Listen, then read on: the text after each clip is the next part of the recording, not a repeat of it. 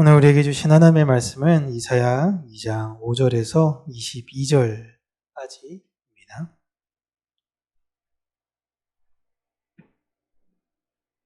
이사야 2장 5절에서 22절까지 우리 함께 읽습니다. 야곱 족속아 오라 우리가 여호와의 빛에 행하자.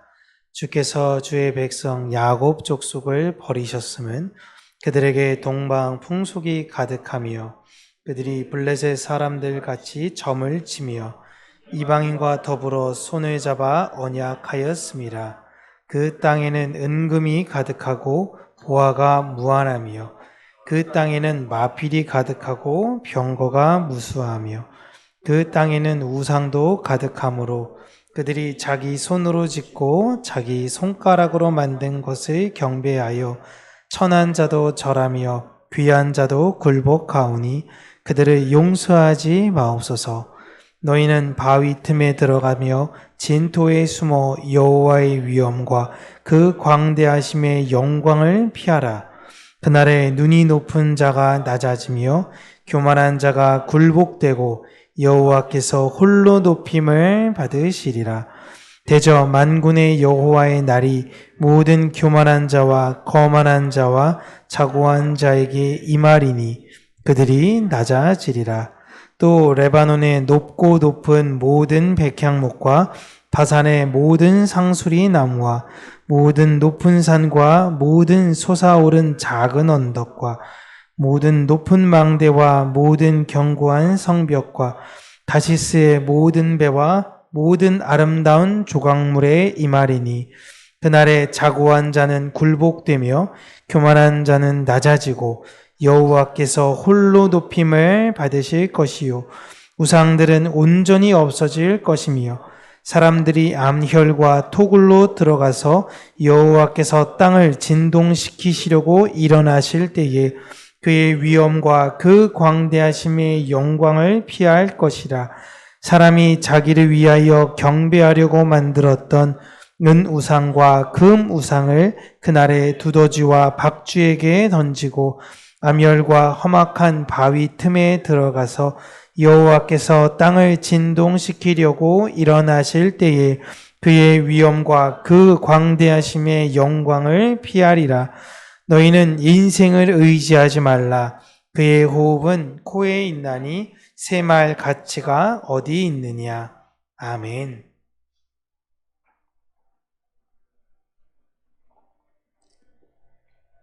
오늘은 교만을 제하시는 분이라는 제목으로 하나님의 말씀을 우리 사랑하는 성도님들과 함께 나누도록 하겠습니다. 이사야 2장 1절부터 4절까지 우리 안에 있는 수많은 산들을 다 평정하시고 오직 여호와의 산만을 세우시며 그 산으로 우리와 함께 오르시기를 원하는 예수 그리스도의 부르심, 말씀의 부르심에 대해서 우리가 함께 나누었습니다. 우리는 패역하고 못난 자녀로 살았지만 완전하신 예수께서 하나님의 진짜 아들로서 하나님의 온전하신 그 뜻을 이루셨고 그 공로를 자신만이 아닌 우리에게도 나누어 주시고 우리에게도 함께 하심으로 우리가 그 공로적 은혜를 얻게 하셨습니다.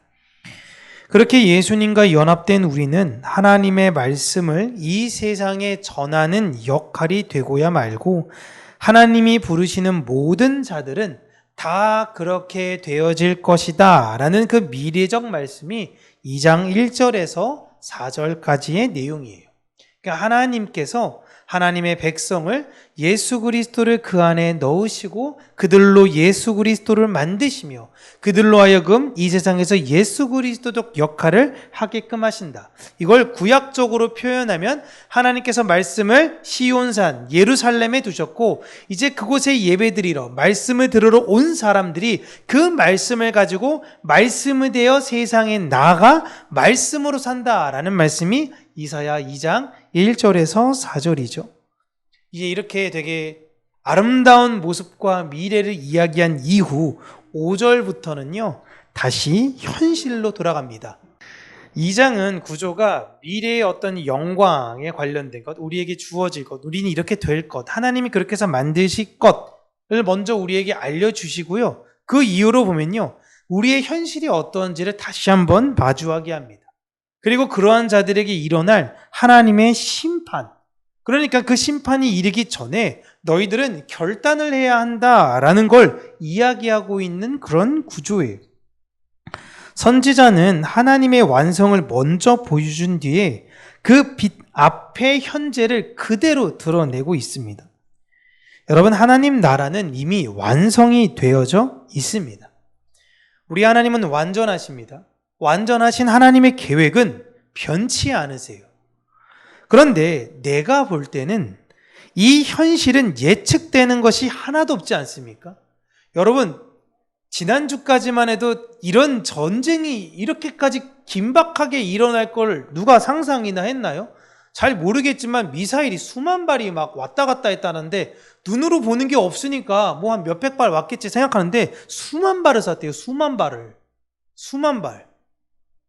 야, 지금 뭐 두바이가 박살나고 있고 2,000명이 갇혀 있어서 어찌할지 몰라 하고 주식시장은 연일 폭락하고 있고 지금 기름값은 몇백 원씩 계속 뛰고 있고 뭐 하나 제대로 예측되지 않는 게, 여러분, 우리가 3.1절만 해도 이걸 예측했을까요? 우리의 현실은 예측할 수가 없습니다. 하나도 없어요. 내가 볼 때는 예측할 수 있는 게 없습니다. 그러니 이거 하나님께서도 혹시 예측하시지 못하는 게 아닐까? 혹은 하나님도 실수할 수 있는 게 아닐까라는 생각을 하게 되는 겁니다. 더군다나 하나님께서 하신 말씀들을 가만히 살펴보면 마치 우리가 회개를 하면 하나님이 용서해 주시는 것처럼 보이니까 우리가 뭔가 해야만 하나님이 그제서야 하시는 거구나 라고 생각을 가지게 되는 겁니다. 내가 회개해야 되고 내가 제사 드려야 되고 내가 뭔가를 해야만 하나님이 하실 수 있는 모습처럼 성경은 비춰지죠. 여러분, 성경은요, 우리가 하나님이 어떠한 분이신지를 이해하기 편하게 써준 책입니다. 하나님은 아버지의 마음을 빗대어서 우리에게 1장에서 해석을 해주셨죠. 아버지는 어떤 존재냐? 힘으로 특별히 부유한 아버지이면 아버지일수록 본인이 가지고 있는 권세로 자녀를 얼마든지 굴복시킬 수 있습니다. 능력이 없어서가 아니에요. 그런데 안 하시는 것이고 그 자녀가 본인 스스로 깨달아 알기를 원하시는 것이 우리 아버지의 뜻입니다. 그 아버지의 마음을 가르쳐 주시려고 아버지와 아들로 빗대어서 설명해 주시는 겁니다. 여러분, 지혜로운 부모는요, 자녀가 잘못된 친구를 만나거나 잘못된 행위를 할 때에 어떻게 될지를 다 알고 있습니다. 그 부모의 마음, 그 마음을 하나님께서는 적어서 우리에게 주신 것이 바로 성경이에요. 그런데 그런 부모 밑에 참 영특하고 영민한 자식이 있으면 좋은데 못난 자식들이 있더라라는 겁니다. 근데 그 못난 자식들의 특징이 뭐예요? 여러분, 우리 현실 가운데서도 보시면 지금이야 뭐 애들이 하나 둘, 뭐 그 안에도 진짜 좀 이렇게 아픈 손가락들이 있을 수 있긴 하지만 예전에 여러분 자녀가 많았을 때 보면요, 또 괜찮은 자녀가 있는가 하면 또 그렇지 않은 자녀들도 섞여 있잖아요. 특별히 못난 자식들만 가만 보면요, 자기 마음대로 하려는 성향이 굉장히 강합니다. 이 세상에서 우리가 흔히 볼 수 있고 가장 밀접하게 연관된 내용으로 우리에게 하나님이 아버지 된 그 마음으로 못난 그 자녀를 대했을 때의 그 마음을 너희들도 한 번 더 헤아려 봤으면 좋겠다라고 우리에게 이야기해 주시는 거예요. 부정한 자녀의 농간에 의해 의로운 아버지가 여러분 움직일 수 없습니다. 가끔 보면요, 자녀들을 이기지 못하고 끌려다니는 부모님들이 계십니다. 어쩔 줄을 몰라해요. 내 자녀가 막 엇나가는 모습에 어쩔 줄 몰라 합니다. 자녀가 하자는 대로 다 할 수밖에 없죠. 근데 여러분, 지혜로운 부모님들이 자녀들에게 끌려다니는 거 보셨나요? 그렇지 않습니다. 우리 하나님은 이 세상의 지혜로운 부모보다 훨씬 더 지혜로우신데 아무리 패역했다고 해서 어찌 우리들에게 하나님께서 끌려다니시겠습니까? 그러실 수가 없어요. 하나님께서 에덴 동산 만들었는데 여기서 얘네들이 실패하고 나가니까 급급하게 무언가 계속 땜질 마지막에는 십자가라는 땜질 그리고 완성. 그러다가 안 될 것 같으니까 새하늘과 새 땅을 급하게 만들고. 여러분, 우리 하나님 그러신 분이 아닙니다. 하나님께서 지금 막 기도합니다. 하나님, 이 전쟁을 멈춰주세요 하는데, 야, 나도 내가 트럼프가 그럴 줄은 몰랐다. 우리 하나님이 그러신 분이 아니에요, 여러분. 야, 내가 어떻게 그렇게 한 방에 그렇게 호메니를 죽일 수가 있고 막 어떻게 그럴 수가 있을까? 자기도 예측하지 못했어. 그러지 않은 겁니다. 창세전에 새 하늘과 새 땅으로 오는 십자가를 세우시기로 창세전 약속을 하셨고, 이 세상에서 하나님 백성들을 살게 하시면서 하나님의 백성들이 어떻게 살아가야 하는지를 가르쳐 주고 싶으신 거예요. 그 안에 패역한 무리들과 함께 섞여 살면서 너희들이 닮아야 되는 건 저 패역한 자들이 아니라 아버지인 내 말을 따라와야 한다라는 걸 알게 하시려는 거예요. 그런데 부모보다 친구가 좋다고, 부모의 말씀보다 주변에 있는 사람들이 좋다고 세상에 그냥 환락에 빠져갔던 모습이 바로 이 시대의 이스라엘 모습이고 이 시대의 교회의 모습인 것입니다. 하나님은 완벽하고 완전한 계획 안에서 일하시는 분이세요. 그분이 우리를 완전한 곳으로 부르시기로 약속하셨습니다. 그러면 그대로 이루어지십니다. 그럼 이제 현실로 와서 5절 보시면요, 야곱 족속아 오라 우리가 여호와의 빛에 행하자라고 권유하고 있습니다. 우리가 해야 되는 건 명확합니다. 빛에 행하는 것이에요. 여기서 빛은 착하게 삽시다 라는 이야기를 하는 게 아니에요. 하나님으로 살자는 겁니다. 이게 말씀이 와전되면 안 되는 건데, 하나님의 마음을 가지고 살자라는 것보다 훨씬 더 강력하게 말씀드리려고 이런 거예요. 우리는 하나님으로 살아야 되는 거예요. 하나님이 빛이시니 그 빛이 우리에게 왔는데 이젠 그 빛을 내가 받아서 꽁꽁 숨겨서 아무도 이 빛을 모르게 할 거라는 게 아니라 이 빛을 전해야 한다라는 것입니다. 이걸 빛에 행하자라는 것입니다. 여러분, 이게 달란트 비유예요. 여러분, 하나님께서 달란트를 세 그룹에게 나눠주십니다. 5달란트, 2달란트, 1달란트. 하나님이 주셨어요. 물론 거기 이제 주인이 주었지만 하나님이 주셨어요. 그러면 달란트를 받으면 어떻게 해야 되죠? 달란트를 남겨야 됩니다. 액수가 중요한 게 아니에요. 달란트를 받으면 자연스럽게 그 달란트가 나오게 된다라는 것이 달란트 비유예요. 그 빛을 하나님으로부터 받으면 어떻게 되냐? 빛을 전하게 된다라는 내용입니다. 근데 1달란트 가진 사람들은 어떻게 됐죠? 이 빛을 어떻게든지 감췄습니다. 아니야, 이건 그냥 나만 갖고 있을 거야 라고 생각했던 거예요. 결국 그 사람이 어떻게 되죠? 그 달란트를 뺏깁니다. 그래서 빛을 낼 수 있는 자에게 그게 전해지게 되는 거예요. 하나님, 나 하나님 사랑만 받고 싶어요. 그냥 나만 복 주세요. 나만 잘 되게 해주세요. 부자 되게 해주세요. 11조 많이 낼게요. 건강하게 해주세요. 교회 열심히 다닐게요. 하나님, 나 복 주세요. 그래서 하나님이 줬어요. 빛을 주셨어요. 그럼 뭐예요? 달란트를 주셨어요. 그럼 어떻게 해야 돼요? 그렇죠, 나눠야 됩니다. 근데 사람들은 가져요. 이거를 절대 안 나눠요. 그러다가 다 떨어지면 어떻게 돼요? 복 주세요. 하나님, 나 잘 되게 해주세요. 안 아프게 해주세요. 또 똑같은 겁니다. 여러분, 우리가 신약 성경을 여러분 면밀히 읽어보시면요, 신약 시대의 사도들이 교회에 하나님 사랑에 대해서 강조하지 않습니다. 여러분, 하나님 사랑하십시오. 하나님 사랑하셔야 됩니다. 이렇게 안 해요. 이웃을 사랑하십시오. 사랑하는 자들아, 우리가 서로 사랑하자. 바울도 계속 그 얘기했고요. 야고보도 계속 그 얘기했어요. 너희들 진짜 믿음 있다고 이야기하는데 어려운 사람이 찾아왔을 때 도와달라 그럴 때 뭐라 그래? 기도해 주겠습니다. 하나님의 은혜가 함께 하겠습니다. 그렇게 말하지 말고 네가 있는 걸 직접 줘. 야고보도 그렇게 이야기했고요. 바울도 그렇게 이야기합니다. 이웃 사랑을 해야 한다라고 주장해요.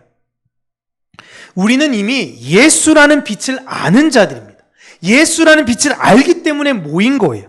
그럼 이제 우리는 무엇을 해야 되냐? 빛을 전해야 되는 것입니다. 하나님, 이게 이스라엘을 만드신 이유였어요. 이게 이스라엘의 존재 이유였고 교회의 존재 이유입니다. 하나님이 여러분을 부르시는 이유는요, 복을 주시려고 부르신 거예요.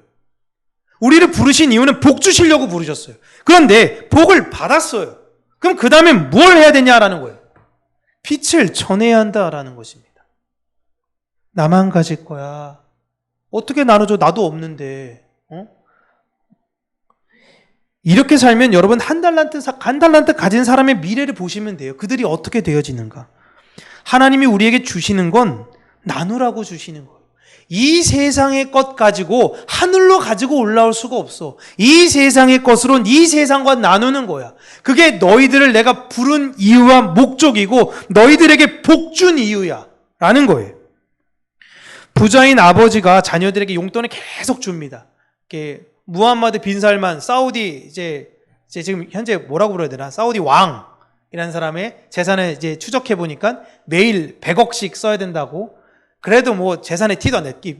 내가 날 잘못 봤나? 근데 매달 매년도 아니고 매일 100억씩 써야 700년에서 7년에서 7,000년을 쓸 수 있나?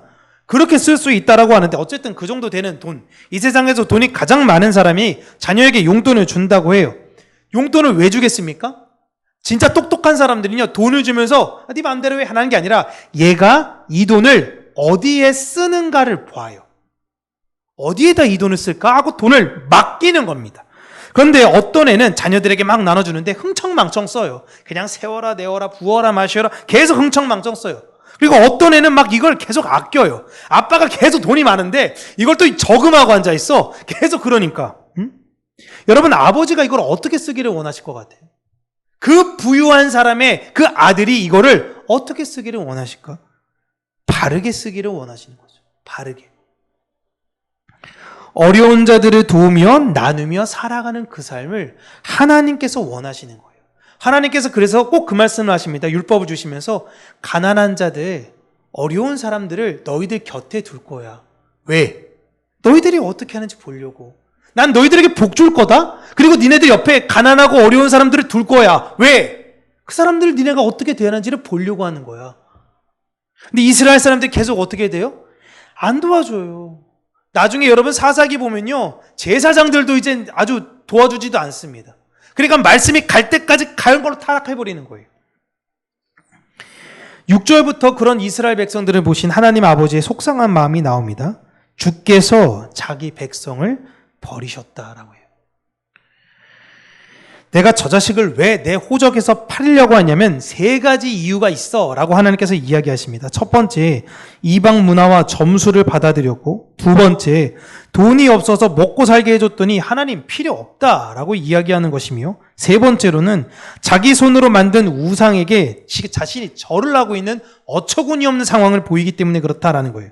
그런데 이런 모습이 특정 종교 지도자, 어떤 왕이나 귀족들, 아니면 그 사람들은 잘하는데 일반 백성들이 잘못돼서 그런 것이 아니라 모든 유다와 이스라엘이 다 그렇게 하고 있다라는 거예요. 오늘날로 따지면 하나님 보시기에 교회가 다 그래도 잘하고 있는데 어떤 일부가 썩은 게 아니라 대다수 교회가 다 그러고 있다라는 거예요. 그런데 어느 날, 그날이라 그러죠. 하나님께서 작정하신 그날에, 그 영광의 날에 하나님 홀로 높임을 받게 되실 것이다 라고 말합니다. 이게 굉장히 무서운 말인데요. 하나님을 믿는 자들에게 이 말은 하나님밖에 없구나 라는 걸 깨달아 알게 해주신다는 거예요. 이 상황은 내가 엄청난 질병을 걸리거나 엄청난 마음 안에 우울함을 겪거나 내 모든 재산이 다 무섭게 사라지게 되거나 엄청난 전쟁이 일어나거나 이런 상황이 펼쳐져서 내가 의지할 게 이런 것들이 아니었어. 하나님밖에 없었어. 라는 걸 깨닫게 된다라는 것입니다. 여기서는 높다라는 개념이 핵심이에요. 하나님이 누구를 심판하시느냐? 높은 곳에 있는 사람들을 심판하시겠다라는 겁니다. 비유로 레바논의 백향목, 바산의 상수리나무, 높은 산과 작은 산, 높은 망대와 견고한 성벽, 다시스의 배, 아름다운 것들. 이런 비유를 드시면서 지금으로 따지면 이스라엘 주변의 이 중동의 모든 나라들, 그 교만들을 다 무너뜨리시겠다라는 것입니다. 인간이 의지하는 모든 높은 것들, 인간이 희망하고 부러워하는 모든 높은 것들을 여호와의 날에 다 낮추시겠다라는 거예요.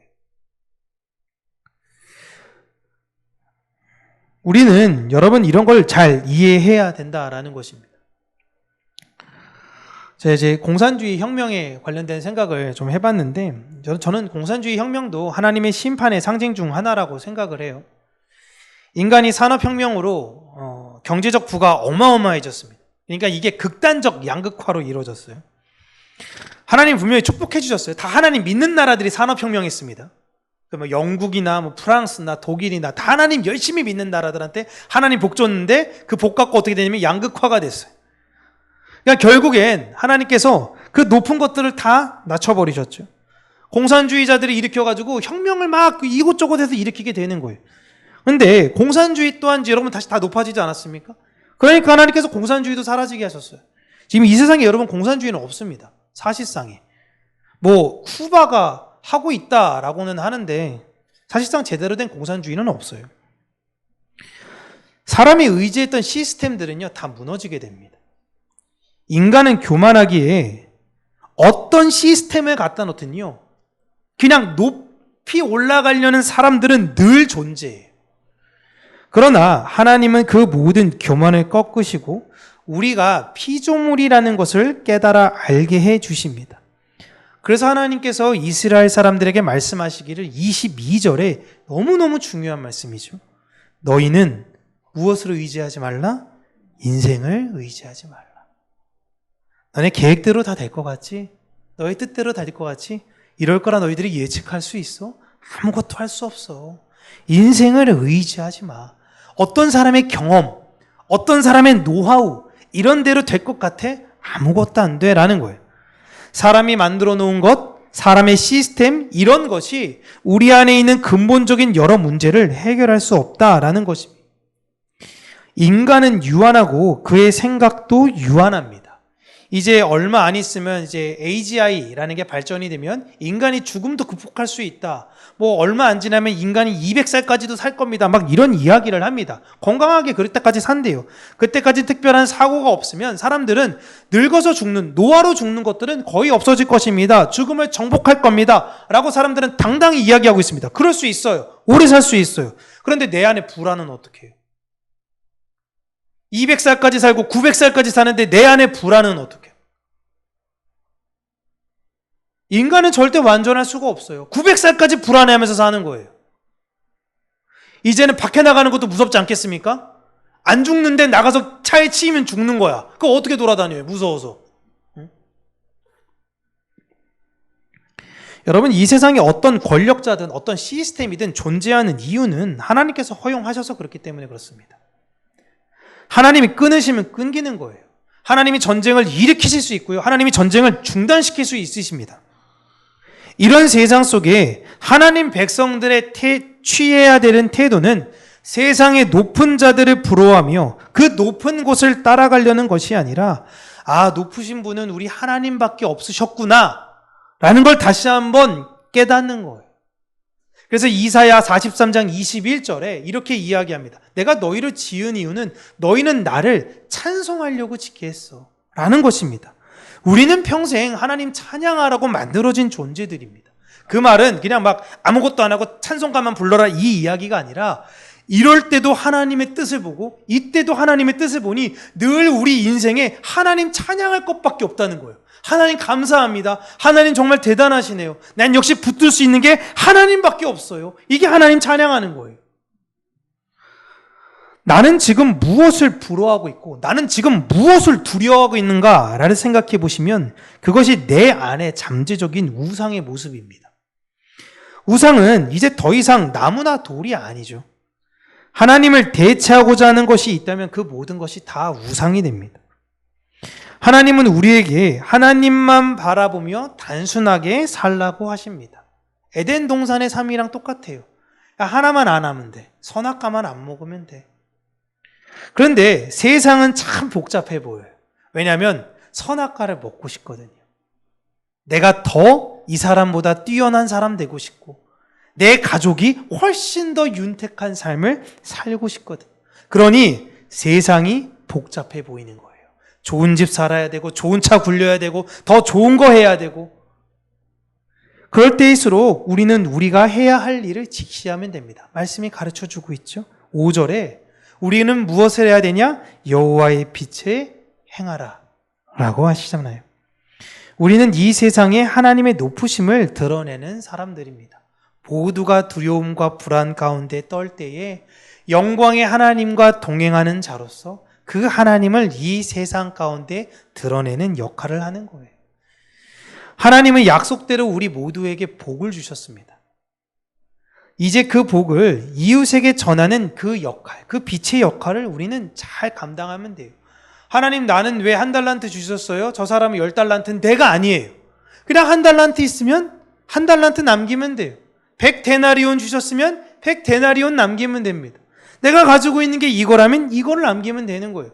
우리 최영숙 집사님 얼마나 오실 때마다 가끔 이 바카스, 얼마나 고가의 그 바카스, 그 바카스 우리 함께 나누시잖아요. 아무것도 아닌 것 같은데 저는 그거 받을 때마다 막 송구하기도 하고 감격적이기도 해요. 우리 최영숙 집사님이 한 달에 한 2천만 원 버시는 줄 아세요? 아니잖아요. 작은 것에서 그냥 사랑하니까 나누는 거예요. 그렇죠? 그렇다고 다음 주부터 다 나누라 이런 이야기는 아니고요. 여러분 주변에 하나님께서 그런 분들을 두셔요. 희한하게 참 그런 분들을 두세요. 그리고 그런 분들이 또 때로는 여러분들에게 연락이 가게도 되십니다. 그럴 때마다 내가 그 역할 그냥 잘 감당해야 돼. 내가 할 수 있는 만큼. 어려워? 그래, 내가 보증서 줄게. 이러시면 안 되는 거고요. 내가 할 수 있는 만큼의 것을 그 사람에게 나누는 겁니다.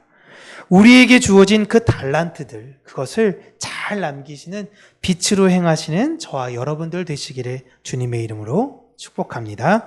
기도하겠습니다.